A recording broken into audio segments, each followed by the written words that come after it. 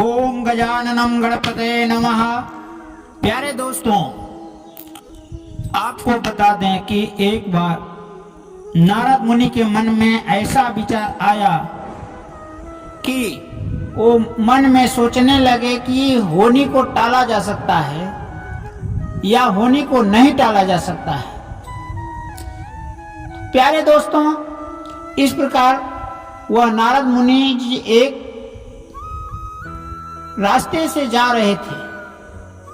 रास्ते में घर पर कार्तिकेय महाराज की माता दरवाजे पर बैठी हुई थी। वह एकदम उदास मन से मन गिराकर बैठी हुई थी। नारद मुनि उनको देखकर ठहाका लगाकर हंसने लगे। वो सोचने लगे कि कहा जाता है कि विधि का विधान नहीं टल सकता, लेकिन विधि का विधान तो गलत है।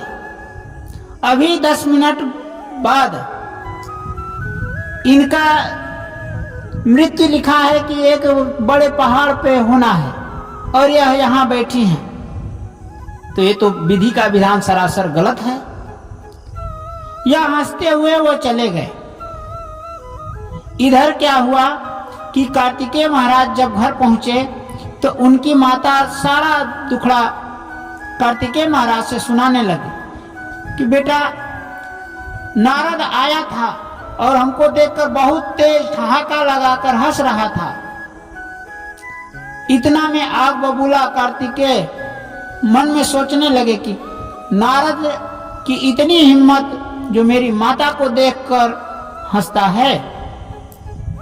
माता को बैठाए, मोर को उड़ान भरने लगे और वह खोजने निकल पड़े कि नारद जी को आज मैं बताता हूँ, सबक सिखाता हूँ। नारद को खोजते खोजते बहुत दूर निकल गए। तीनों लोक में वह खोजने निकले, लेकिन कहीं उनको अता पता नहीं चला।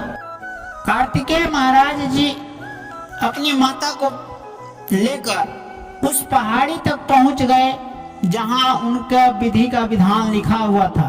10 मिनट बाद जहां उनकी मृत्यु होना था, वहां पे जाकर उनकी माता को प्यास लगा। वह एक पेड़ के नीचे बिठाकर और कुछ दूर कुटिया दिखाई दिया, वहां पानी लेने चले गए और तभी नारद प्रकट हुए। बोले कि कार्तिकेय महाराज, आप इधर क्या कर रहे हैं? और क्रोध में व्याकुल कार्तिकेय महाराज उनसे पूछने लगे कि आप मेरी माता को देखकर क्यों हंसे? तो उन्होंने फिर हंसना शुरू कर दिया।